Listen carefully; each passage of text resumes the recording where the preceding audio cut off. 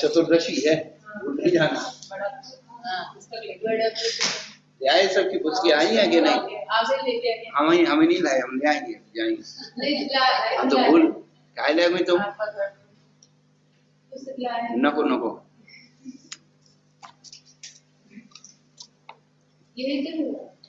आने अभी शुद्धि के लिए भी जाएंगे ना, एक बार तो उठना ही पड़ेगा।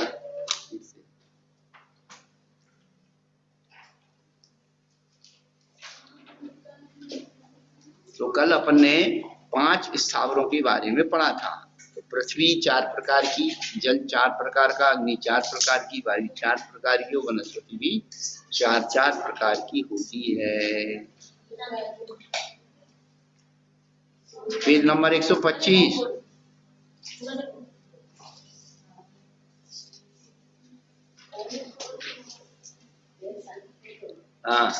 अथ दृशाक एते इत्यत्र उच्यते। अब दृश कौन से हैं, इस बात को बताने के लिए आगे का सूत्र कहते हैं द्विन्द्रियादयश दृशाहा।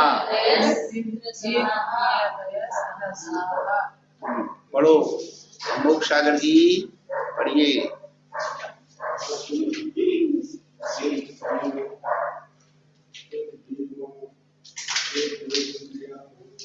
आज उपास है क्या आपका?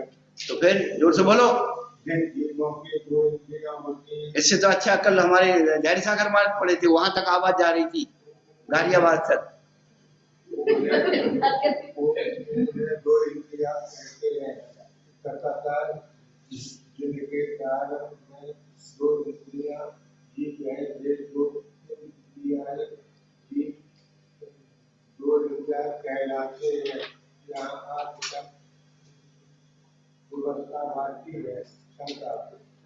आदि शब्द व्यवस्थावाची है, इत्यादि ऐसा कहते हैं ना, आदि पद लगा देते हैं। आदि पद आरंभवाची भी है, व्यवस्थावाची भी है, और अन्य मिलाने वाली इत्यादि, इनको आदि करके और भी ले लो। जैसे है क्यों? तो शादी मतलब शुरुआत, आदि से शायद, आदि माने प्रारंभ। हाँ भैया, शब्द में खुद अपने गहरे अर्थ को बताते हैं, हम नहीं समझे लोग तो हम क्या करें। क्या श्रद्धा हो जब जिनवाणी पर, बिना सहित बिना पढ़ाई पढ़ जाओगे, शब्द के अर्थ स्वयं कर लो। शब्द कोश की नहीं जरूरत, नहीं कोई भी शब्द, शब्द स्वयं बतला देते हैं अपने गहरे अर्थ। जीवन में यदि तुम्हें होश है तो तुम्हारा जीवन ही शब्दकोश है। जीवन में यदि तुम्हें होश है तो तुम्हारा जीवन ही शब्दकोश है। खोजो अपनी श्वासों में गहन अर्थ को, अर्थ पाने से ही भावों में जोश।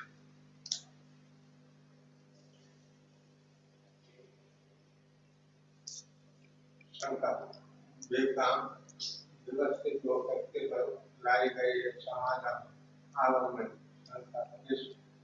से समाधान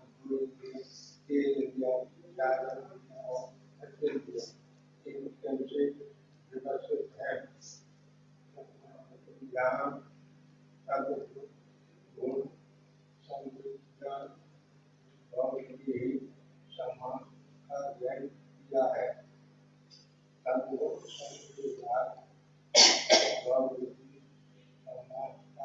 किया गया है।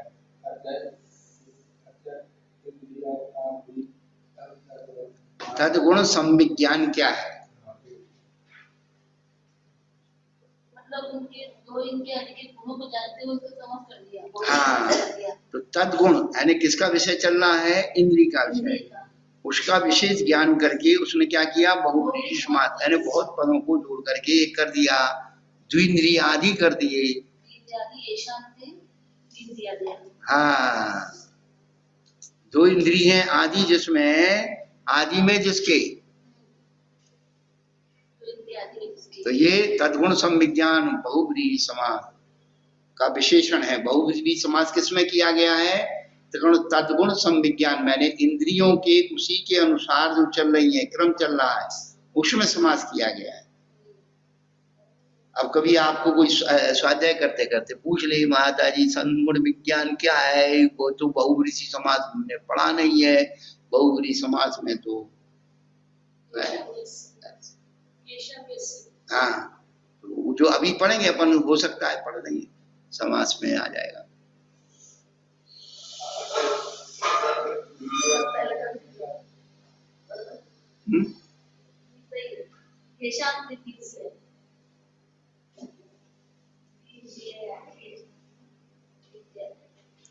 इसलिए बड़ी बात को संक्षेप में बोलने की प्रक्रिया का नाम समास है। क्या अब उसको रबड़ रबड़ की तरह खींचे चले जाओ, खींचे चले जाओ, कुछ नहीं होने वाला।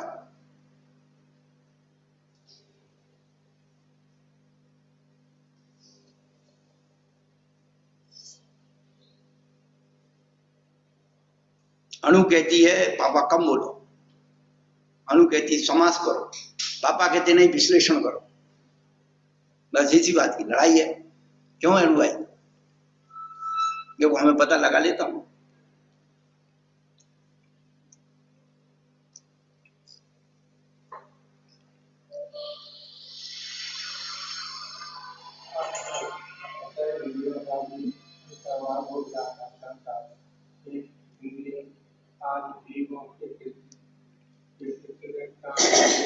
थोड़ा और जोर से बोलो। हाँ, चौके में कितनी जोर से हूं करते हो?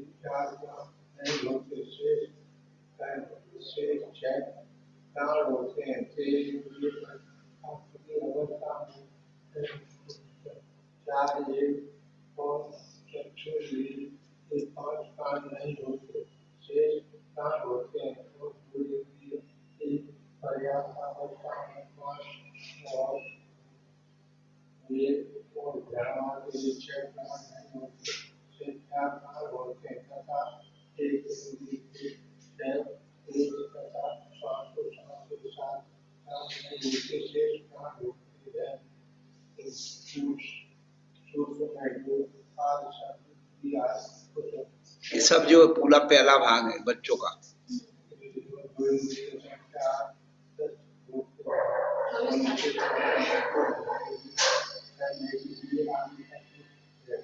पंचेन्द्रियाणि इंद्रियां 5 हैं।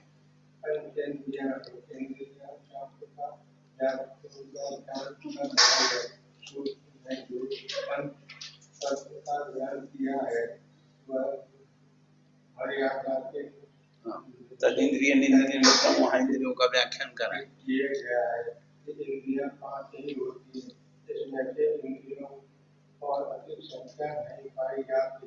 शंका इस सूत्र के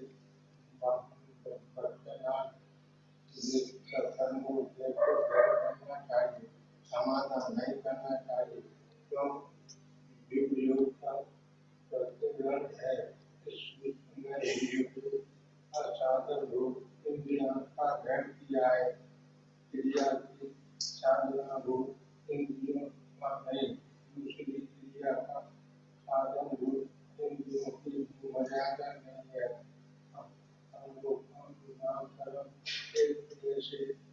जितने भी अंगों की रचना होती है वे सब इंद्रियों के साधन है, इसलिए ऐसा कोई नियम नहीं किया जा सकता। यहाँ पे कहा ना उपयोग की साधन, तो सारे वही हम बताने वाले थे यहाँ हमारे आगे पूरा करने ना। तो जो इन्होंने कहा कि सूत्र में वचनादि कर्मेंद्रियों का ग्रहण करना चाहिए था, तो कहते नहीं। क्यों? क्योंकि उपयोग का प्रकरण है, उपयोग लक्षण वो चल रहा है?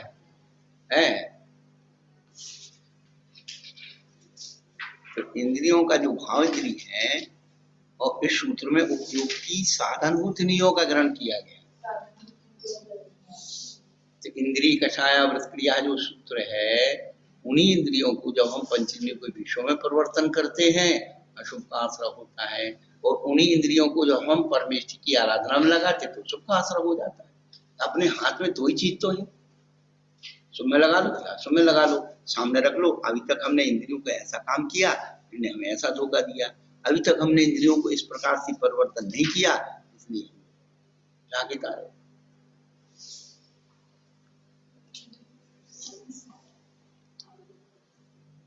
तो क्रिया की साधन रूप इंद्रियों का ग्रहण नहीं किया, उपयोग रूप साधन इंद्रियों का ग्रहण किया है। दूसरे प्रकार से क्रिया की साधन रूप इंद्रियों की मर्यादा नहीं है। क्या? क्रिया की साधन रूप इंद्रियों की मर्यादा नहीं है, कहीं भी चली जाती है। आंगोपांग नाम कर्म के उदय से जितने भी आंगोपांग की रचना होती है वे सब क्रिया के साधन है। इसलिए कर्मेंद्रियां 5 ही है, ऐसा कोई नियम नहीं हो सकता। इंद्रियां जिस विषय रूप में परिवर्तन होती हैं उसी रूप बन जाती हैं। यदि इंद्रियों का एक ही साधन होता तो सबकी इंद्रियों का एक ही काम होना चाहिए था, पर सुअर गंदगी से आकर्षित नहीं होना चाहिए था, हमें गंदगी से गिलानी नहीं होना चाहिए, उसका अल्टरनेट रख करके। भौरा जो है फूल में ही आता है, वो गुबरीला होता है, भौरे के समान होता है, लेकिन वो गोबर के पास ही जाता है। उसकी भी घ्राण इंद्रिय है और उसकी भी घ्राण इंद्रिय है।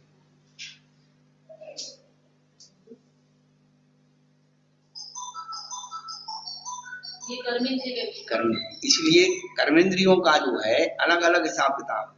इंद्रिय एक है, लेकिन उसके जो कर्मेंद्रिय का जो कार्य है वो निश्चित नहीं है। हाँ, जब जीव उन्हीं इंद्रियों से गिलानी करता है और जब ज्यादा आसक्त हो जाता है उन्हीं से आसक्त हो जाता है।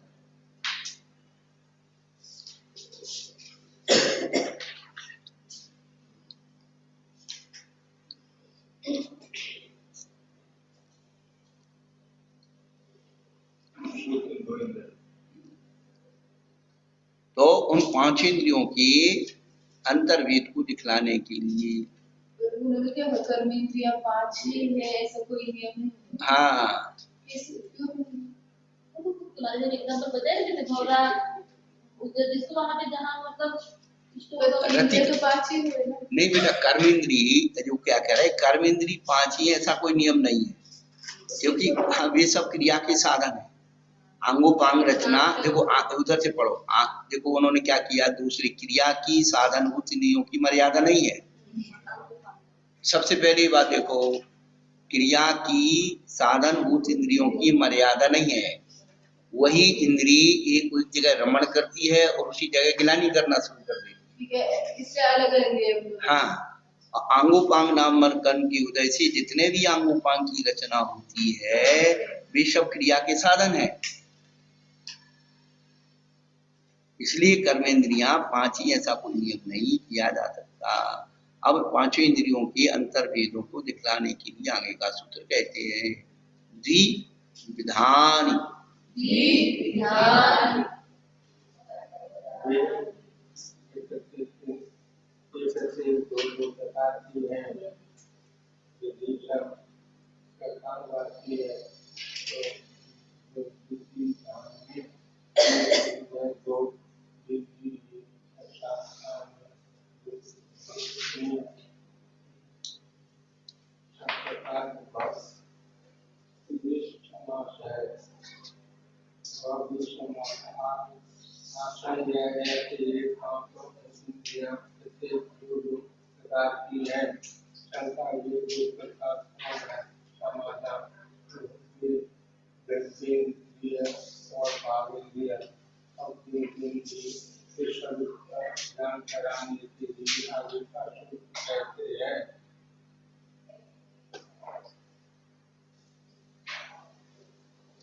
निर्वृत्तुपकरणे द्रव्येन्द्रियम। निर्वृत्ति और उपकरण को द्रव्येन्द्रिय कहते हैं। पढ़ो। निर्वृत्ति और उपकरण द्रव्येन्द्रिय है। देखो, निर्वृत्ति और निवृत्ति यदि रेफ नहीं है, निवृत्ति है, निर्वृत्ति यानी त्याग और निवृत्ति यानी रचना। ये शब्द में एक एक शब्द की जो मात्रा का जो है अंतर है। निर्वृत्ति यानी रचना और निवृत्ति प्रवृत्ति और निवृत्ति।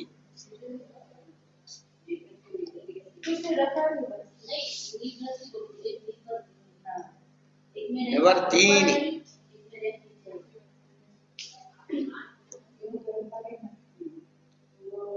बहुत चक्कर आया जब हमने टीका का संशोधन किया। 3-4 लिखे हुए हमारे पास, ये शब्द भी आ रहा, ये शब्द भी आ रहा, ये शब्द भी आ रहा।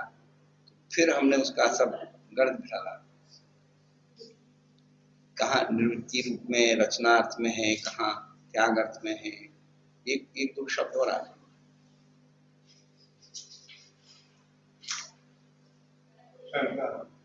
इनके द्वारा ये रचना की जाती है, समाधान कर्म के द्वारा निवृत्ति जो प्रकार की है, बाह्य और अंतर निवृत्ति।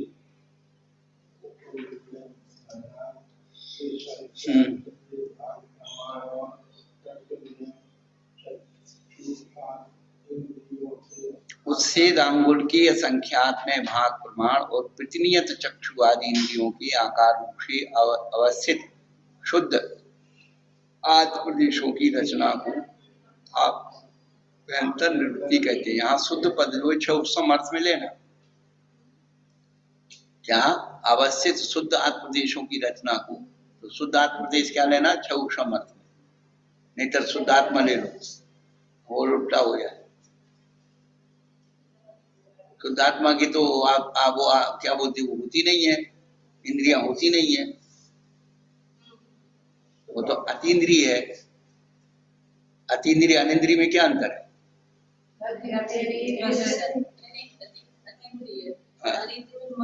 बस अनिंद्रिया ने मन, अतीन्द्रिया ने इंद्रिय से अतीत हो गया। हाँ, ये एक एक शब्द का अंतर में सारा अर्थ का अनर्थ होता है।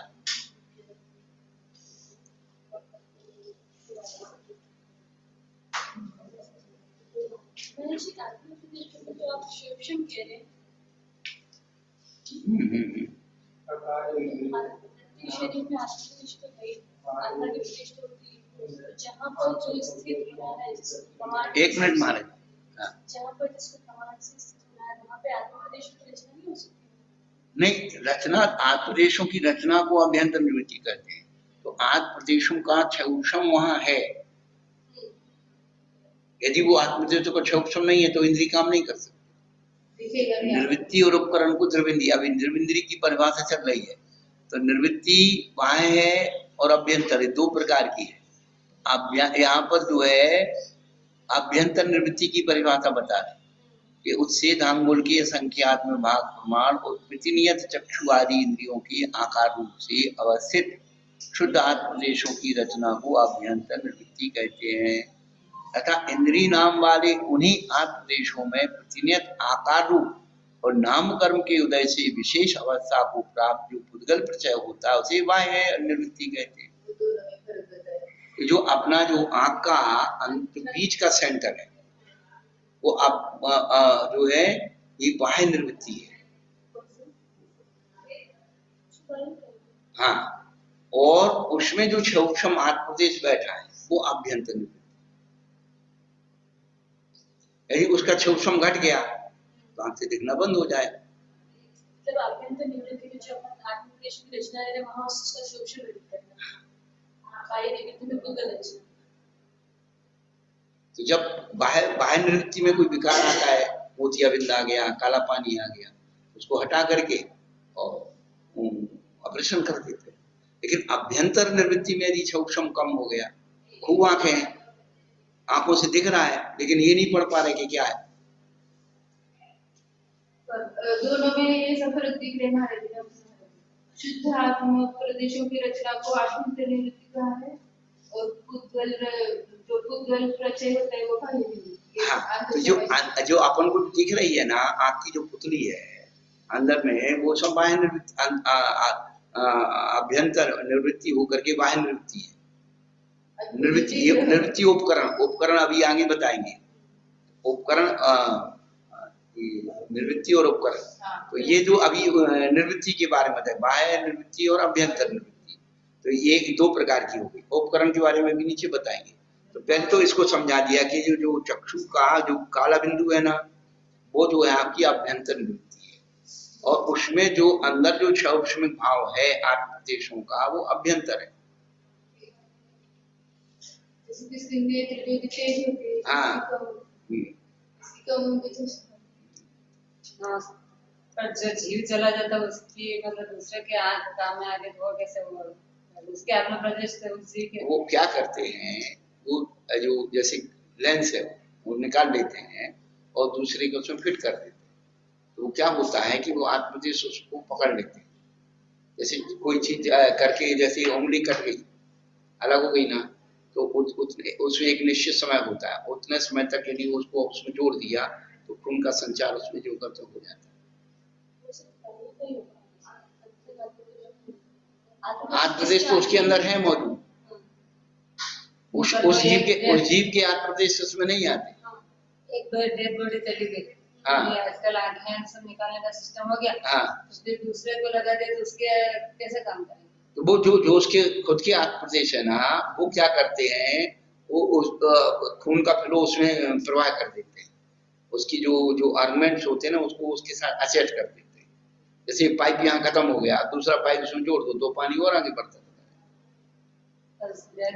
अब नहीं, इसी शरीर की जो सर्जरी करते हैं ना कहीं के अंग उपांग की, तो नीचे की खाल निकाल करके ऊपर लगा देते, तो वो ऊतक उसको पकड़ लेते, चिपक जाते। बाईपास सर्जरी जो है वो तो उसका है ही नहीं, तो उसका व्यक्ति का काम आएगा, सूक्ष्म तो दूसरे वाले व्यक्ति का काम। हाँ, डेड बॉडी का काम नहीं आएगा। उसकी इंद्रिय दूसरे हमारे तक दिमाग में समझ में आती है क्यों व्यक्ति चला था उसकी। बहन जी, हमने वो पढ़ी है, ये क्या होते वनस्पति विज्ञान, तो इसमें कलम कर देते हैं। क्या करते हैं, चीरा लगा करके दूसरे पेड़ की उसमें वो डाल देते हैं और बांध देते हैं। उसमें धीरे धीरे क्या करते हैं, वो उसके ऊतक जो है उसी के रस को पकड़ करके और प्रभावमान हो जाते, तो संकरता बन जाती है। कलमी, कलमी जिसको कहते हैं। वो जीव की कल आज हमारे मुन्ना बाबू ने एक नई टेक्निक बताई। क्यों भाई? जो मनी प्लांट होता है ना, जानते मनी प्लांट, बड़े पत्ते होते हैं जिसके, उसमें पानी नहीं डालना चाहिए, पानी मिला दूध डालना चाहिए, तो वो बहुत जल्दी बढ़ेगा और बड़े बड़े पत्ते होंगे। ये तो मनी प्लांट जानते हैं। देखो हमारे हमारे पास सब कलाकार हैं, सब तरह के, नाचने वाले, गाने वाले, बजाने वाले। गुलाब के पौधे लगे थे 2 गमलों में, और पंचामृत करने लगे तो पानी वाला देखो हर चीज का गणित है ना, दिक्कत तो ये है, तुलसी के पौधे को कौन सा पानी लगता है? दूध वाला पानी नहीं डालना। हर चीज का अपना अपना गणित है। किसी को दूध पचता ही नहीं है।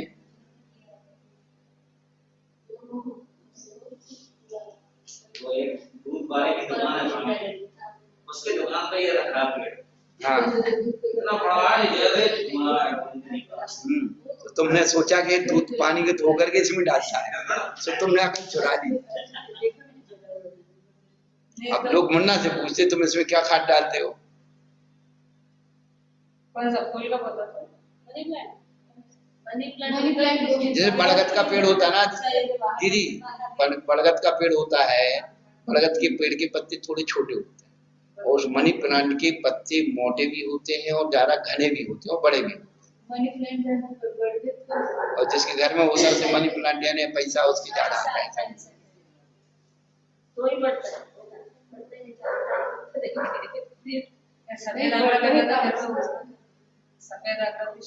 सफेद आंकड़ा शुभ होता है, वो तंत्र विज्ञान में काम आता है।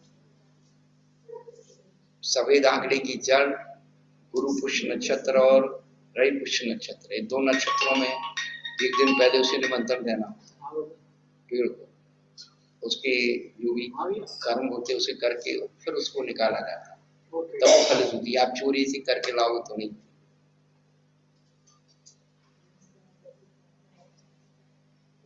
की लकड़ी के है लकड़ी या जड़? क्या बेटा? सफेद आटे खाली लकड़ी या जड़? हाँ हाँ लकड़ी, वो अलग काम में आती है लकड़ी, हवन आदि के काम में आती है। ऐसे शुभ के लिए अपने पास? हाँ शुभ के लिए बहुत सारी चीजें हैं, बहुत सारी चीजें हैं। मांगलिक कुछ चीजें ऐसी अद्भुत चीजें हैं कि अब यही बात है कि आदमी के पास सब कुछ है, आदमी स्वयं कल्प रखे, स्वयं चिंतामणि रखे, और वो कचरों में डाला हुआ है, इसलिए वो सब कचरा हुआ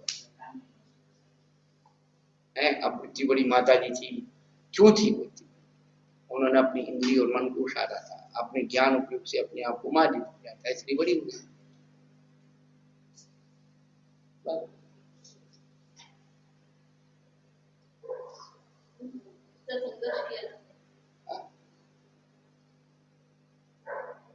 बड़े बनने के लिए ये सब चीजों का कचरे की गट्टी नहीं है, जरूरत नहीं है। बस अपने आप की जो सुकृति है, अपने आप की सुकृति, वही आदमी को बड़ा बनाता। बाकी कसायों से कितने ही आदमी बड़ा बन जाए, क्या कसायों के स्टूल पर खड़े होकर के कोई बड़ा बनता है? बड़ा नहीं।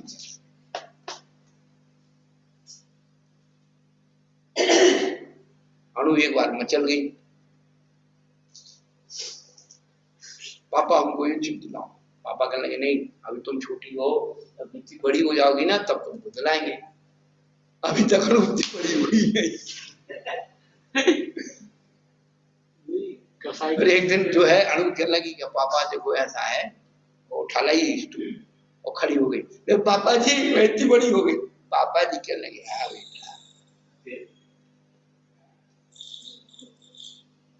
तो कसायों के स्टूल पर, कसायों की कुर्सी पर खड़े होकर के कोई बड़ा बनता है, वो बड़ा नहीं कहलाता है। जो विशुद्धि से, आत्मविशुद्धि से, आत्म परिणामों से बड़ा होता है, वही वास्तव में। तात्कालिक हम कसायों की कुर्सी पर खड़े होकर के नेताजी बन सकते, बन सकते, लेकिन परमात्मा बनने के लिए कसायों की कुर्सी क्या?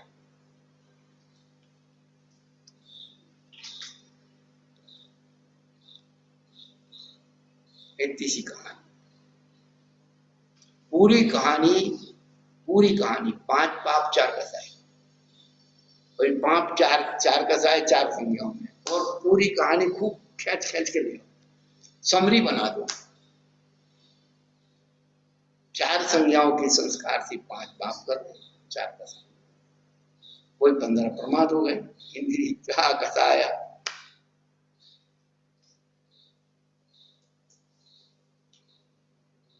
तो ज्यादा अपने उपयोग को मत फैलाओ, केवल स्टेप बाय स्टेप उसको समझने।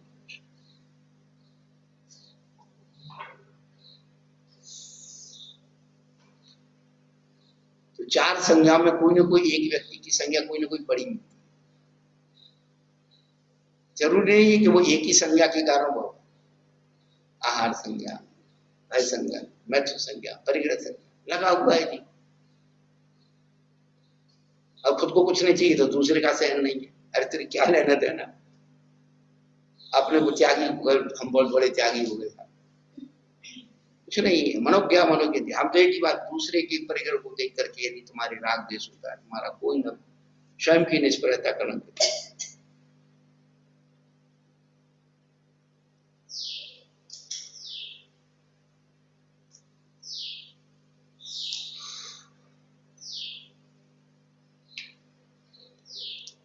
चलो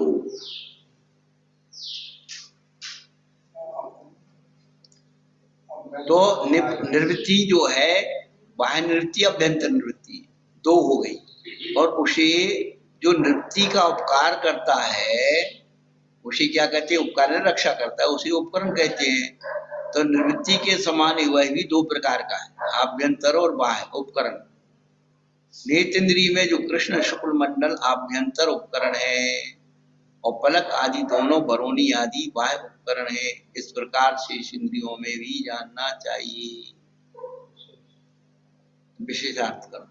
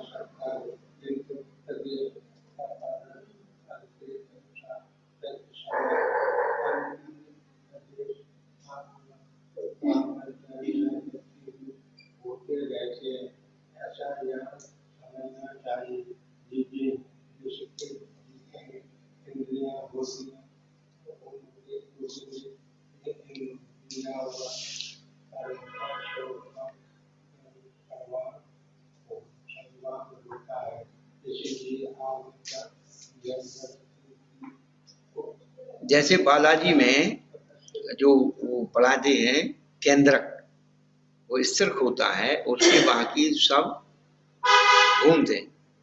ऐसे ही आत्मा की जो नियत प्रदेश है 8 मध्य प्रदेश, वो अचल है, और प्रदेश उसके अलावा चल है। ऐसी अवस्था में नियत 8 प्रदेश ही सदा विवक्षित इंद्रिय रूप बने रहते, यह नहीं कहा जा सकता। किंतु प्रदेश परस्पंद के अनुसार प्रति समय अन्य प्रदेश आभ्यंतर निवृत्ति रूप होते रहते हैं। आत्मा के प्रदेश पूरे शरीर में जैसे खून दौड़ रहा है, ऐसे नहीं कुटस्थ हो जाए। जो आत्म प्रदेशों की रचना है, जो शिवशम कह रहे हैं, वो मात्र उतने ही प्रदेशों में नहीं है, इसका मतलब पूरे सर्वांग में आत्म प्रदेश का शिवशम है। अभी वो देखो क्या कह रहे हैं, सर्वांग होता है। हाँ। तो फिर जब आंखों में शिवशम कम हो जाता है, तो फिर वो शिवशम जब सर्वांग होता तो वो प्रदेश नीचे आ गया। सुनो, यही तो चीज है। किंतु प्रदेश परस्पंद के अनुसार प्रति समय अन्य प्रदेश आभ्यंतर निवृत्ति होते रहते हैं। यहाँ ऐसा समझ आए, जिसके जितनी इंद्रियां होती हैं उसके उतने इंद्रियावन कर्मों का चौषण सर्वांग होता है। इसलिए आभ्यंतर निवृत्ति की प्रकार से व्यवस्था होने में कोई बाधा नहीं आती है, कथन का तात्पर्य है। जैसे अब आपको एक उदाहरण देते हैं, जैसे दूध है, और दूध के अंदर पूरे दूध के जितने भी प्रदेश है सब में घी का अस्तित्व है। जब उसको औंठते घुमाते तो वो पूरा जो है उसमें जैसे अपन एक बर्तन रखा हुआ अखंड बर्तन, तो उसमें अपन ने टंकार मारी, एक स्थान पर टंकार लगती तो पूरे बर्तन में गूंजने की आवाज आती।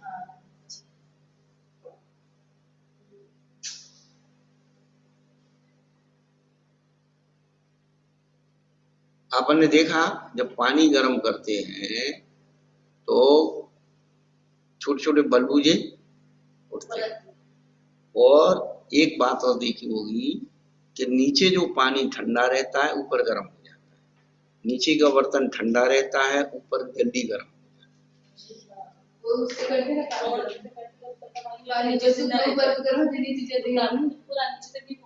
क्या, जबकि राड तो नीचे ही रहती है उसकी। टंकी है, टंकी में ऊपर से रॉड आप किसी में आप डाल दे देखो, ऊपर का पानी गर्म होता है, नीचे ठंडा रहता है। क्यों रहता है? तो वो रॉड नीचे नहीं पहुंचती, पानी उसकी देखो ऐसा है। वो हमको सब ये अच्छा, वो राड नहीं डालो, तुम गैस पे रख के देखो, चलो तभी गैस का पानी जो नीचे रहे ना वहाँ ठंडा रहेगा, ऊपर का गर्म। गरम पानी हल्का होता है इसलिए ऊपर का गरम पहले होगा, नीचे भारी होता है।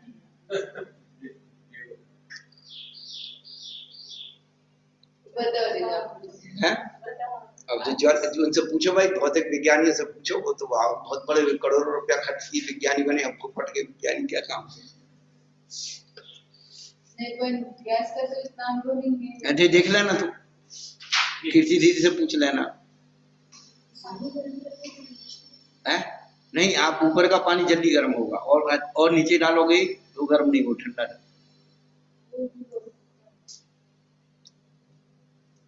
उस पे ध्यान नहीं गया कभी। नहीं, पर गर्म पानी हल्का होता है इसके ऊपर गर्म। अब इसका आंसर ढूंढ के लाओ भाई, सब हम ही बताएंगे तो फिर क्या मतलब। बाजी वाह नहीं नहीं, हम बिल्कुल नहीं, तुम्हारे इतने चेला चपाटी हमें एमएससी बीएड डीएड करे भाई, हमसे पूछो। कोई एमएससी बीएड नहीं किया हम लोग, माता जी।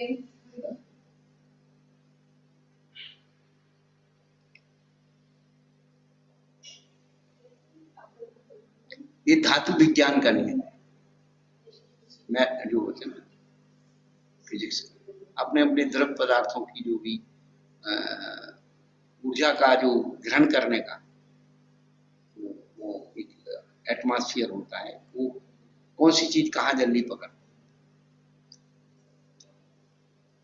देखो गैस की तुम्हारे जो नीचे बर्तन होता है तो वो नीचे वाले जैसे गर्म होना चाहिए, ऐसा हमारा पानी बाद में ऊपर तो वो चिकन उसकी आप देख लो, उनसे पूछ लो शांता। पानी तो क्या दिखता नहीं, पर घी गरम करो तो घी गरम गरम के ऊपर आ जाएगा, गाढ़ा घी नीचे। तो घी गाढ़ा घी नीचे रहता है ना, वो जब पिघला नहीं है इसका मतलब, उसका मतलब वो पिघला नहीं है, जो पिघल गया वो ऊपर आ गया तो गर्म हो गया। जो गाढ़ा है वो नीचे गरम होता है तो ऊपर आ जाता है, होता नीचे वाले गरम तो ऊपर। तो अजी नीचे ज्यादा गर्मी होती तो वो पिघल जाता।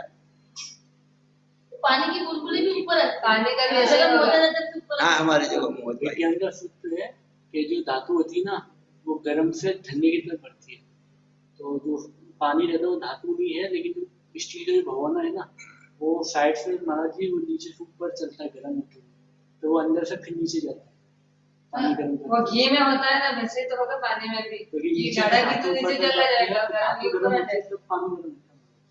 वही पानी दूसरा वही मूल बात है कि जो अग्नि है ना, अग्नि तत्व जो मूल है, तो वो जो जब उसे बर्तन रख देते हैं तो उसकी जो लपटें होती है ना वो इधर को फैल जाती है बाहर की तरफ। तो बाहर की तरफ फैलने से बाहर वाला जो बर्तन है उसकी गर्मी सबसे पहले ऊपर आती है। आप देखना, आप जो कोई बर्तन हो तो आप ऊपर हाथ लगाएंगे और नीचे ऐसे हाथ लगाएंगे तो नीचे ठंडा रहेगा, ऊपर गर्म रहेगा। पेच का फायर भी गर्म करते हैं ना तो वो ऊपर की ऊपर भी चलता, पूरा गर्म नहीं होता। हाँ, धीरे-धीरे। क्यों भाई कमले जी, क्या होता है? नहीं, हाँ देखो ऐसे सामान्य रूप से जब आप एक दो मिनट के बाद देखोगे ऊपर का बर्तन जो है जो हाँ इसलिए उसमें वो ज्यादा वो होती है गर्मी। ऊपर का जो पानी जितना गर्म नहीं होता उससे ज्यादा उसकी जो है किनारे गर्म हो जाती है। किनारे गर्म होते हैं ना। हाँ माँ जी, अब समझ में आ रही है। चलो भैया अभी तो नहीं रहते। श्रद्धा हो जब जिन वाणी पर विनय सहित और में डरो, बिना पढ़ाए पढ़ जाओगे शब्द के अर्थ स्वयं कर लो। शब्द कोश की नहीं जरूरत नहीं कोई भी श्रद्धा हो सत्य बतला देते मेरे अर्थों को। ध्यान